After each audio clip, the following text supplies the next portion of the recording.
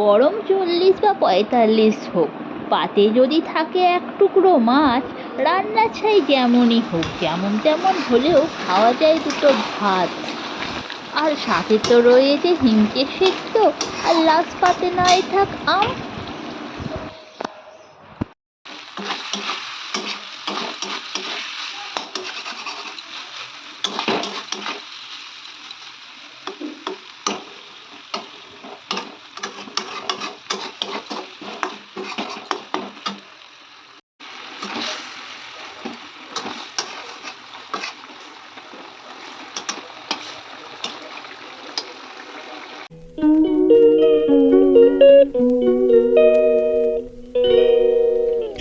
Hello everyone, good morning, welcome back to my new blog. আর আমি সঞ্চিতা চলে এসেছি আপনাদের কাছে নতুন একটা ব্লগ নিয়ে।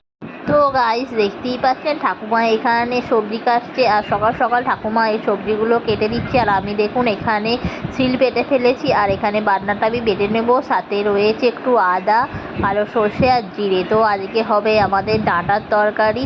তো ডাঁটার তরকারির জন্য ঠাকুমা ওখানে কেটে নিচ্ছে ডাঁটা আর বেগুন, আর সাথে ছিল আলু। তো ঠাকুমাগুলো কেটে নিচ্ছে, আর আমি এদিকে ততক্ষণে বাটাটা বেটে নিচ্ছি, যাতে ঝটপট আমাদের তরকারির জন্য মশলাটা বাটা হয়ে গেল। আর এদিকে দেখতেই পাচ্ছেন একটু পোস্ত নিয়ে নিয়েছি, আর পোস্তটা আমি বাটবো। এখানে একটু ক্যাপসিকাম করবো, তো ক্যাপসিকামের জন্য একটু পোস্তটা নিয়ে নিয়েছি।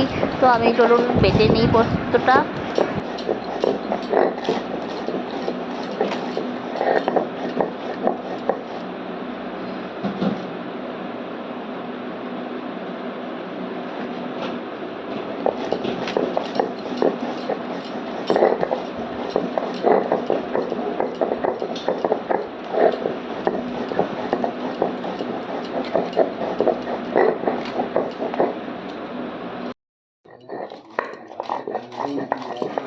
হ্যাঁ হ্যাঁ, দিয়ে দিন তো।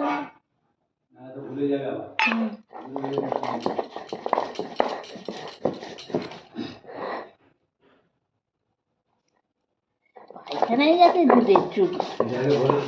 হ্যাঁ হ্যাঁ, পায়খানায় গেছে যুগের যুগ। চা কখন খাবে? আবার কি ধরে সরে যাচ্ছে।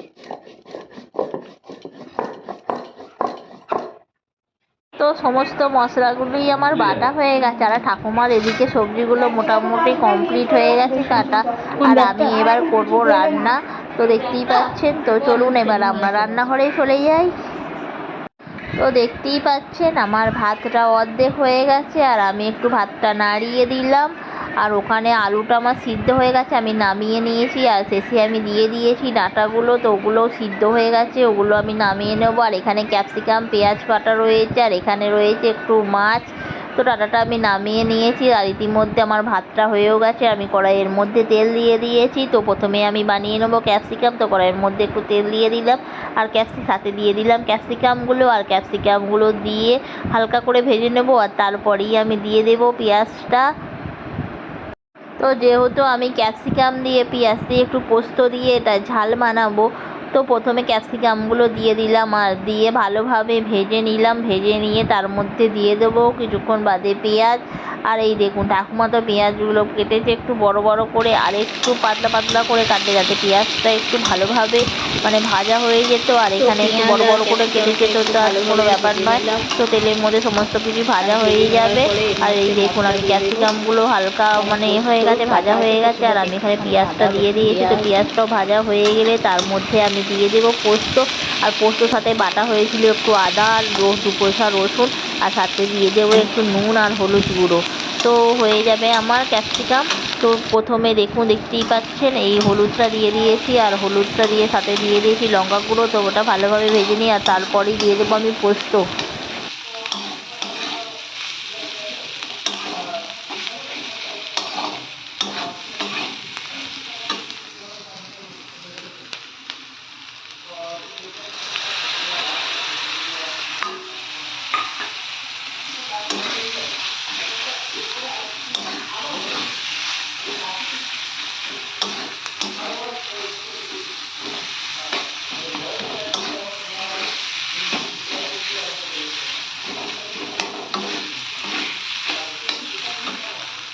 তো পোস্তটা আমি দিয়ে দিয়েছি ইতিমধ্যে, আর সাথে ছিল একটু ধনেপাতা, ওটাও ছড়িয়ে দিলাম, আর সবগুলোকে একটু ভালোভাবে হালকা আঁচে ভেজে নিলাম। আর দেখতেই পাচ্ছেন একদম পোস্ত দিয়ে ক্যাপসিকাম পেঁয়াজ রেডি হয়ে গেছে।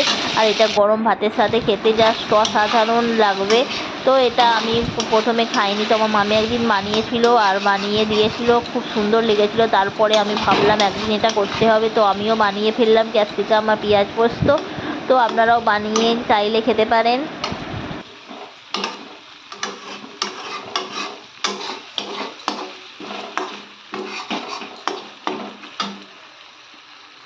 তো পেঁয়াজ পোস্তটা আমি নামিয়ে ফেলেছি। এই দেখুন, এর মধ্যে হালকা হালকা তেল ছেড়ে দিচ্ছে, পুরো একটা দেখতে সুন্দর লাগছে, গরম ভাত বা রুটির সাথে খুব সুন্দর খেতে লাগবে।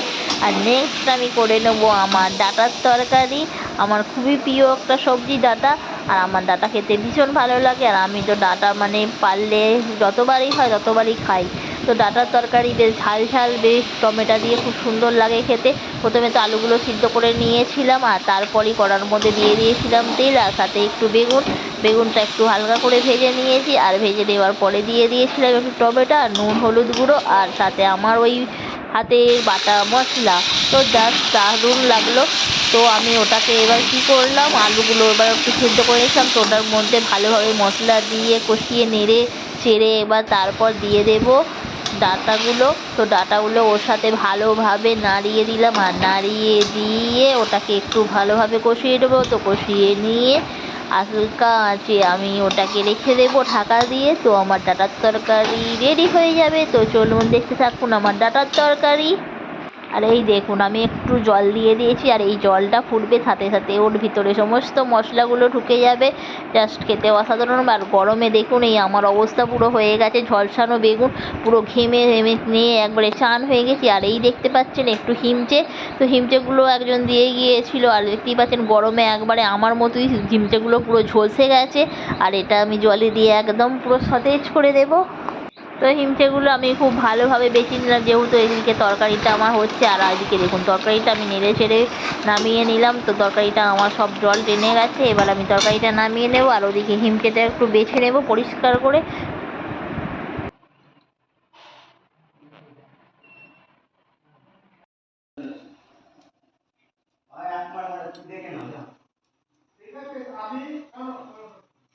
তো এদিকে আমি মাছটা ভেজে নিচ্ছি, আর ওই তালে আমি ইঁচেগুলো ভালোভাবে পরিষ্কার করে জলের মধ্যে দিয়ে দিচ্ছি। এই দেখুন একদম ইঁচেগুলো সতেজ হয়ে গেছে, পুরো সবুজ হয়ে গেছে।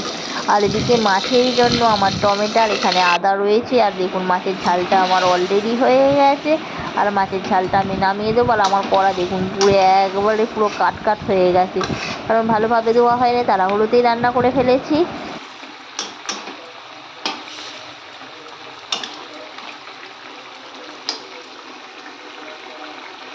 আমার তো মাছের ঝাল হয়ে গেছে, আর এদিকে আমি দুপুরের খাবারটা বেড়ে ফেলেছি। তো এই হয়ে গেল আমার রান্না। আর ওদিকে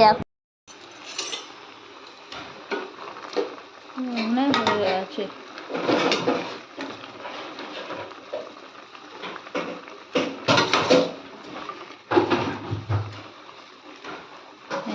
আম আম হয়ে গেছে, তুলে রেখে দিই, আর একটু হবে। তো হিমচে আর আমটা একসাথেই সিদ্ধ করতে দিয়েছিলাম, আর আমটা সিদ্ধ হয়ে গেছে, আমি তুলে নিয়েছি। আর এখানে দেখতেই পাচ্ছেন হিমচেটা সিদ্ধ করে নিয়েছি। তো আজকের মতো রান্না কমপ্লিট। আর এই দেখুন ঠাকুমা মুড়ি খাচ্ছে। আগের দিন একটু ডিমের শাক আনা হয়েছিল, আর কিছুটা ডিমের শাক করা হয়েছিল, আর একটু ডিমের শাক রেখে দিয়েছিলাম। তো ওই ডিমের শাকটা দেখুন, আগের দিন ডিমের শাকটা বাঁচতে বাঁচতে প্রচণ্ড দেরি হয়ে গিয়েছিলো, যার ফলে প্রায় 1-1.5 ঘন্টা এরকম লেগেছিলো। তো এই তার জন্য আজকে আগের দিনে ডিমের শাকগুলো আমি বাঁচছি। আর এই দেখুন ডিমের শাকে প্রচণ্ড পরিমাণে চুল থাকে, আর মানে চুলগুলো তো খেলে জানেনি মানে কী অবস্থা হবে, ভাতের মধ্যে একদমই খেতে ইচ্ছা করে না। তো তার জন্য চুলগুলোকে আমি ভালোভাবে বেছে নিলাম, আর এই দেখুন এগুলোকে বাঁচছি। তো বন্ধুরা আমার ভিডিওটি কেমন লাগলো, ভিডিওটি ভালো লাগলে লাইক করবেন, শেয়ার করবেন, আর সাবস্ক্রাইব করবেন। দেখা হবে নেক্সট ভিডিওয়। তো টাটা বাই বাই। ততক্ষণে আমি ডিমের শাকগুলো বেছে নিই।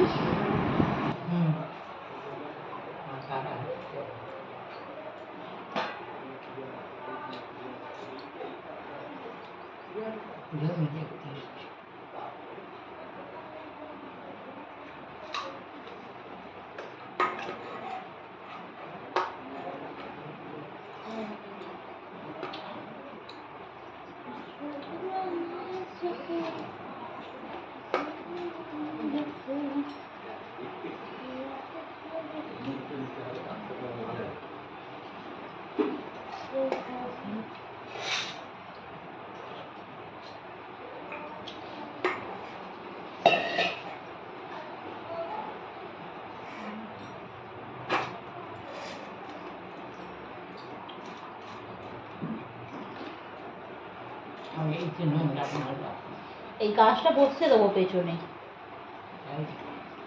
বুঝতে পেরেছেন?